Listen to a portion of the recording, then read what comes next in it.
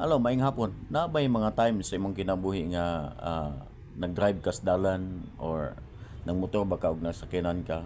Pero kalit hapit ka na bangga, especially kusog kay padagan niya curb. Nya naday nagpark sa unahan.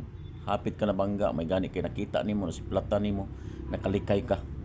So kana siya mga danger ng mga butanga or maybe na nagrapido di as dalan, sige grapido sa iyang armas pagka kita nimo nga nay nagpaarak sa iyang armas diya, naka-cover ka. So nakatago ka. So sa ato pa na nalikayan nimo ang itong mga dangers kinabuhi. So ang pinagyud ka kuyaw nga danger kanang nakita nimo, danger gyapon na siya, pero ang pinakakuyaw sama aning usa ka tawo diri sa Proverbs. Niingon ang Proverbs 16 verse number 25, there is a way that seemeth right unto a man, but the end thereof are the ways of death. Ingon ang Biblia, sa usa kuno ka tawo nga pagtan-aw niya kaning dalan na eksakto, okay ni siya, nindot nga dalan. So nisubay siya nang dapita.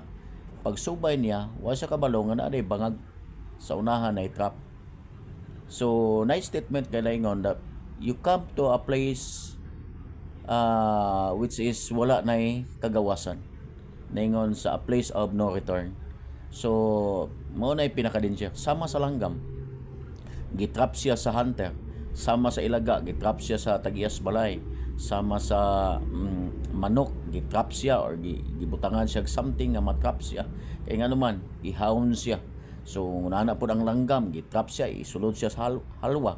So ang ilaga po, gitrap siya kung mamatay siya. So sa tong kinabuhi, kung di ta magbantay, gi-focus lang nato atong mga kinabuhi sa mga butang ning kalibutan na wala nato gitagagbili ang Ginoo, wala nato gitagag importansya ang atong kalag, wala nato gitagaan og honor ang Ginoo sa atong kinabuhi. Wa ta na ngayog tabang, ato lang siyang gi-recheck sa atong kinabuhi. Everyday nagpaabot ang Ginoo, naipulong nadunggan nimo, ga-invite siya nga makaduol ka sa Ginoo apan imong gisalikway.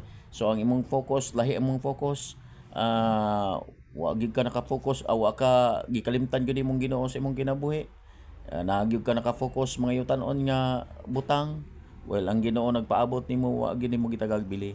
So kanang mga butang nga mga kaigsunan, ingon ang Biblia, a place of no return. Naagay mga consequence, na mga no second chance na pag-abot nimo sa dapit nga na-trap na ka. Nga tan-aw nimo isakto ra man ni, okay ra man ni, wa man ni problema. Ningon ang Biblia sa Proverbs, there is a way that seemeth right unto a man, but the end thereof are the ways of death. Ang katapusan di ay kamatayon.